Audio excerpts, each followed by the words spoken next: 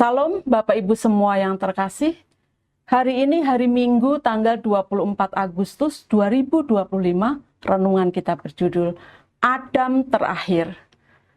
Firman Tuhan kami ambil dari kitab Wahyu pasal yang ke-6, ayat yang ke-16 sampai dengan ayat yang ke-17, demikian bunyi firman Tuhan.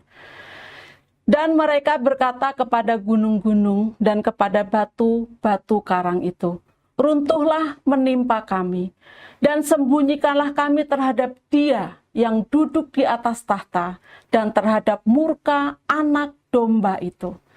Sebab sudah tiba hari besar murka mereka, dan siapakah yang dapat bertahan?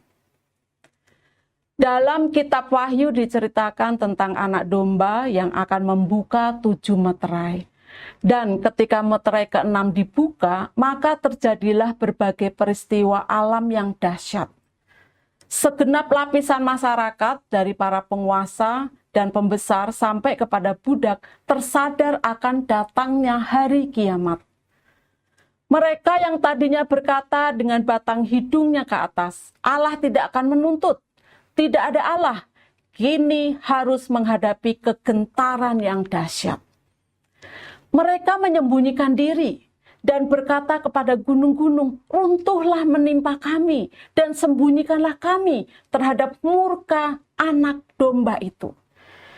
Inilah sebuah kenyataan yang akan dihadapi oleh orang-orang fasik ketika menghadapi hari di mana anak domba akan menyatakan dirinya. Lalu, bagaimana dengan orang-orang percaya ketika menghadapi hari yang dahsyat ini? Ada 2 perbedaan yang mencolok. Orang fasik berusaha melarikan diri dari hadapan Allah dan menyembunyikan diri karena hati nurani yang tertuduh dan menyadari ketidaklayakan mereka.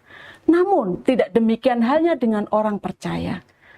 Dalam 1 Yohanes 2 ayat yang ke-28 menegaskan, maka sekarang anak-anakku, tinggallah di dalam Kristus, supaya apabila Ia menyatakan dirinya, kita beroleh keberanian, percaya, dan tidak usah malu terhadap Dia pada hari kedatangannya.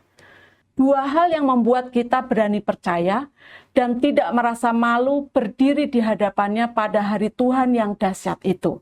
Pertama, rasa percaya diri yang penuh karena iman kita kepadanya. Filipi 3 ayat yang ke-9 berkata, dan berada dalam Dia bukan dengan kebenaranku sendiri karena mentaati hukum Taurat, melainkan dengan kebenaran karena kepercayaan kepada Kristus, yaitu kebenaran yang Allah anugerahkan berdasarkan kepercayaan. Inilah jubah kebenarannya yang dipakaikan kepada kita, sehingga kita layak berdiri di hadapannya. Yang kedua, kita tidak malu berdiri di hadapannya karena kita tidak telanjang. Firman Tuhan mengajarkan bahwa penyebab utama manusia merasa malu berdiri di hadapan Tuhan adalah karena ketelanjangannya. Bukankah Adam dan Hawa menyembunyikan diri dari hadapan Allah karena tahu bahwa mereka telanjang? Ketelanjangan di sini adalah gambaran tentang keadaan manusia yang berdosa di hadapan Allah. Oleh karena itu, penyebab utama kita tidak malu berdiri di hadapannya karena ketelanjangan kita telah ditutupi dengan kulit domba. Artinya, segala dosa dan pelanggaran kita telah ditebus oleh kematian Yesus sebagai anak domba di atas kayu salib. Kejadian 3 ayat yang ke-21 berkata, dan Tuhan Allah membuat pakaian dari kulit binatang, lalu mengenakannya kepada mereka. Yesus, Adam terakhir, menjadi roh yang menghidupkan. Mari, tinggallah di dalam Kristus, dalam kesetiaan dan kebenarannya, supaya kita tidak bercacat dan kudus pada waktu kedatangannya. Kata-kata bijak. Penebusan Yesus membuat kita menjadi orang benar di hadapan Allah dan layak berdiri di hadapannya. Bapak Ibu, mari kita berdoa. Tuhan, terima kasih untuk penebusan yang Engkau sudah lakukan bagi kami, sehingga kami tidak kedapatan telanjang di hadapan Bapa. Dalam nama Tuhan Yesus aku berdoa dan bersyukur. Amin.